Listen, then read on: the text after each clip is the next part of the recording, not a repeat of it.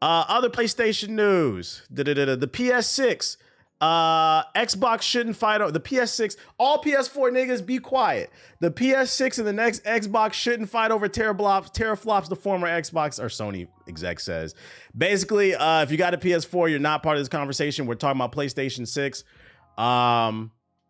Freaking former 30-year Sony veteran Shawn Layden, who served as Sony's top gaming boss during his tenure, has commented on the state of video game hardware. I really wish this thing would stop fucking popping up in my damn face. Although my information's public, but whatever. I'm about to fucking turn this shit off. Hold up, y'all. Can we hide that? Boom. Nah, that's the Minecraft niggas. This shit about to make me turn this goddamn shit off because it keeps popping up and fucking pissing me off. 1 second, y'all. Ew.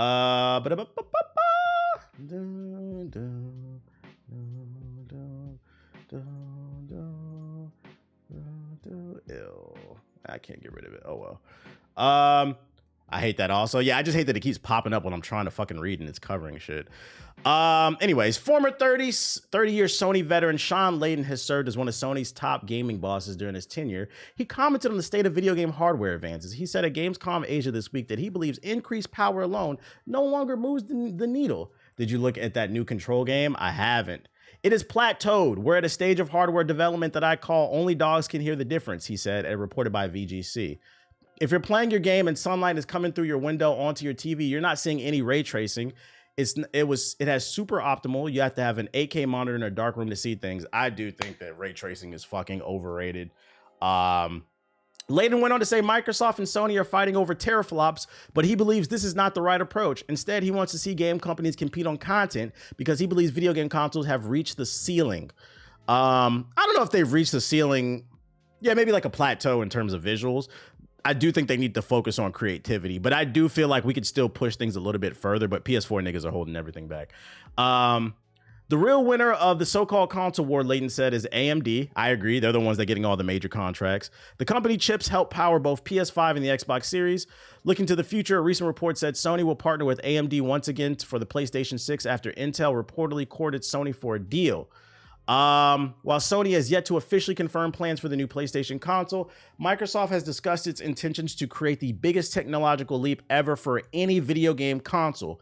It remains to be seen what that means in practice, but a recent report said that the next Xbox could be paired with a handheld device. I hope they do the handheld. You said, what's AMD? They're a chip maker. They make CPUs and GPUs.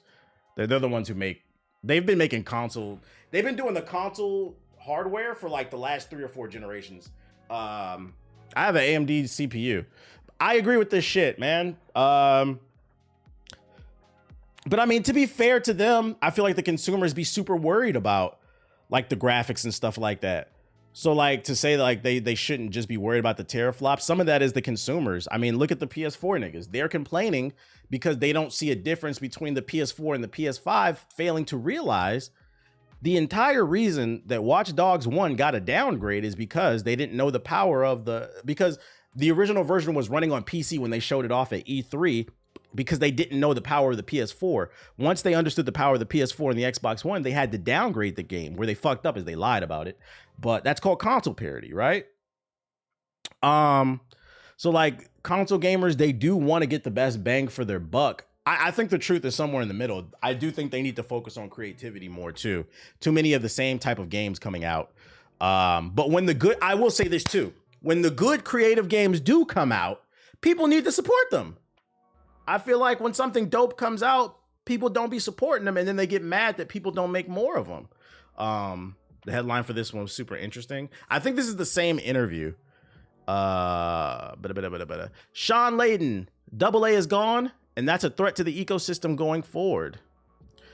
Like a Smash clone? No, I'm good off Smash clones. Gamescom Asia opened its door, blah, blah, blah. Same conversation. This is the same conversation. In the past, we spent a lot more time looking at games and not asking what your monetization scheme was or what your reoccurring revenue plan or what your subscription formula, capitalism.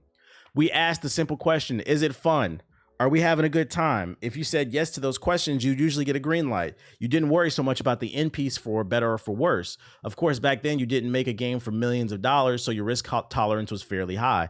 Yeah, also, Fortnite changed the game too. They see how much Epic is making off of Fortnite, and naturally everybody wants a slice of that pie, failing to realize that's not possible. If everybody has a live service, this is why I say live service games are the devil. If there are 10, 20 live service games on the market, there's only so much money the consumer can spend, and there's also only so much money that what's the word? There's only so much time people can spend. So usually when it comes to businesses, there's usually either a monopoly, a duopoly where there's two, or like three most. There's usually three big guys in any type of genre of business. After that, everybody else is fighting for scraps. There cannot be 10 major winners. That's why I disagree with the ideology that there's room for everybody in XYZ. Like I see content creators that'll say like, oh, there's space for everybody to succeed. No, there's not. No, there's not. These advertisers have X amount of dollars to spend. It can't go to everybody, cannot be a 1%er. That's not how life works. Now, if you redefine what success is for you and you say, hey, I'm happy with just, doing something part-time, or I'm happy with my game only selling X amount of copies. Let's have this budget for it. Then you can make it work. The problem is everybody's trying to be 1%, and in any business, there's no space for everybody to be 1%. That's why it's called the fucking 1%. Or as Bernie Sanders likes to say, the 1% of the 1% of the 1% of the 1%. Triopoly is interesting. It's a real thing. Those are real terms. He said, oh, this nigga is spitting. Capitalism is a zero-sum game. It's undeniable. It's undeniable.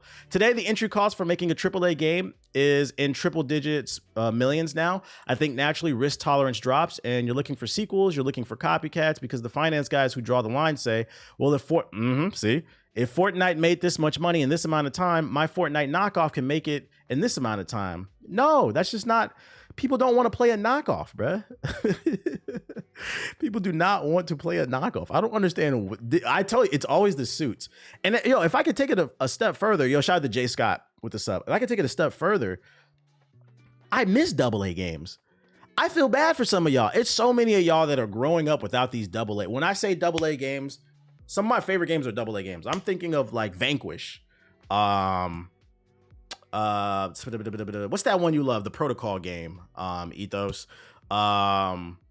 Games that like they had AAA ambitions, but it wasn't quite there. Alpha Protocol, yeah, that one. Those type of games. Those games were really good, and they allowed people to experiment. And also they were usually cheaper. But a binary domain, yeah, like that. Like I feel like the last era of Army of Two, the last era of AA games was the Xbox 360. I think a lot of people forget I feel like in retrospect, a lot of times when people talk about the Xbox 360, they only talk about Gears of War, Forza, and Halo, and those were the three pillars of the platform. But I felt like the hard-working blue collar that also held up the Xbox 360 were games like Blue Dragon. There were a lot of really enslaved Odyssey to the West. There were a lot of really dope games on the Xbox 360 that don't exist anymore. So I miss the AA games. I think a recent AA game that I can think of was the one that came out in July. Flintlock. Flintlock was a decent AA game, and it was on Game Pass. A lot of time, but the problem is a lot of people call that shit woke, so they didn't try it. It was an okay game.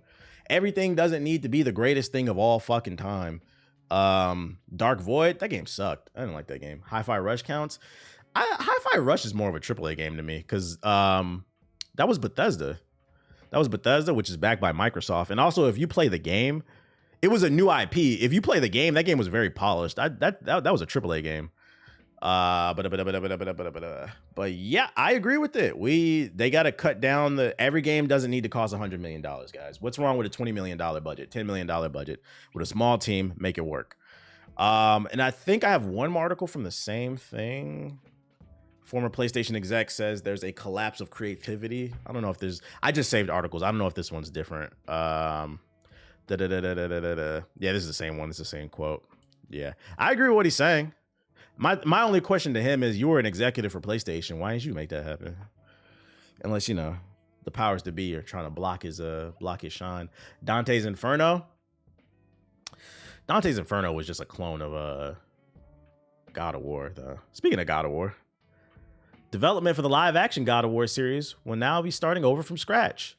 Rafe Jukins has left the project after completing multiple scripts. The studio wants to move in a different creative direction despite praising the previous scripts. Translation, yellow flag, guys. Yellow flag. What a transition. Yo, that transition was by accident. I swear to God, that was by accident. That was perfect that he said Dante's Inferno in the chat. Great. That was just, sometimes the stars just line, you know? That wasn't me. I'm not gonna lie. I'm not gonna take that. That wasn't me. That was just coincidence. But yeah, I'm gonna say not red flag, but yellow flag. You guys love the scripts, but you scrapped them. Okay. We'll see. Hollywood might ruin something else. Might have brought it up now. That's why he's a former executive. True. That's probably why he left. He might have been frustrated.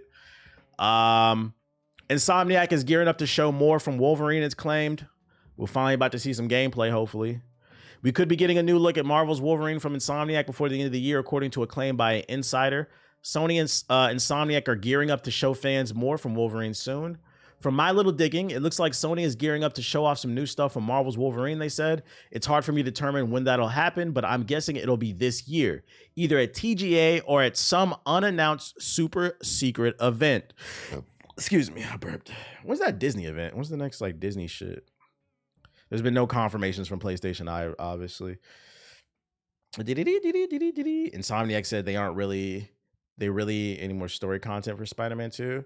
Really? No DLC? What happened to Wonder Woman? That game is struggling. It's in a bad state right now. Last we checked on it. They apparently that game is like nowhere even done. That shit is like an alpha or something. I don't think that game coming out. Don't be surprised if it gets canceled. Insomniac low-key pissed me off with this weak-ass Spider-Man game. They tried to get by. What? I thought Spider-Man was the game of the year. What happened, chat?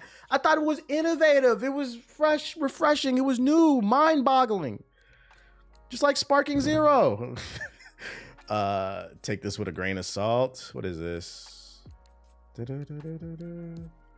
Oh, I have that saved already. I'm gonna get to that. Oh, 33 Immortals delayed. 33 Immortals delayed. That's the other game with 33 in it. If you don't remember this is another game that's coming to Game Pass, I believe. Where it's like a top-down roguelike, like kind of like Hades, but there's 33 people and playing co-op. It got delayed. But I think they said something about beta test is coming soon though. One aspect, ML, that's pretty much unique to the genre is the raid, grabbing a huge number of tenants. Yeah, we know. Just give us the info. Yeah, yapping. Oh, here's the statement. We got important news to share today. The early access release for 33 Immortals is being pushed back to 2025. The game needs a little bit more time in the oven before it's ready. We're making great progress, but this year is really flown by. We still want to iron out a few unexpected challenges with stability and address the valuable player feedback we received from during the testing sessions. We're incredibly grateful for the ongoing support from this amazing community, your excitement, feedback, blah, blah, blah. Yeah, we know. So 2025, top of 2025, look out for some testing. Spider-Man 2 was fun and had a good story. Folks saying it's bad, just trying to be different. Still nowhere near Baldur's Gate 3. I agree. I never said it was a bad game. It's good. But if you remember last year, freaking you had people on social media. I'm stretching, my bad. I had to get right. You had content creators screaming, watching the Game Awards. I'm not gonna lie. If you didn't play at least 3 games that are not Call of Duty, Madden, and 2K, I don't even know why you're watching the Game Awards. You niggas don't care about the culture. Niggas screaming on their streams. What? You're not qualified for the conversation, bro. What the fuck are you talking about, bro? There's like 5-6 games nominated every year for the game of the year. If you haven't played at least 3 of those games in that nomination, you can't even have a conversation. You said clip. Fuck y'all. And that's not even to be mean, because like the same thing applies to anything in life. Do you walk into a lawyer's office who's having a consultation with somebody and say, hey, fuck him. I'll represent you for half the price. I didn't go to school to be a lawyer. I didn't pass the bar exam. But here's my opinion on your case. Like, shut your ass up, bro. If you play only 3 PlayStation exclusives, you don't know what you're talking about. That's why I be getting annoyed when motherfuckers want to talk about game of the year. Wukong came out, game of the year. Why would you even say that when gaming season's about to come in? Now everybody who screamed Wukong is game of the year, y'all look dumb. That shit is not winning no game of the year. You think it'll be the same this year for Wukong? No, because I take back what I said. I thought Wukong had the most annoying community. No, the most annoying community of 2024 goes to Sparking Zero. They are insufferable. They're the ones screaming game of the year now too. I'm like, bro, no, please stop. Good game, but stop. Please stop. I'm happy for y'all that y'all finally got the Dragon Ball game that y'all dreamed of. But is it pushing any boundaries? No, please stop. So I'm telling you right now, when the Game Awards comes out this year, don't be surprised. I think best case scenario for Sparking, it's not winning game of this. It's not winning. I'm sorry, Sparking Zero fanboys. It's not winning game of the year. Best case scenario for Sparking Zero is it could win best fighting game if it gets nominated. But even still, it's got stiff competition with Tekken 8. I don't see it beating Tekken 8. So I say that to say, don't be surprised when the Game Awards comes around in December, you see Sparking Zero fanboys crying.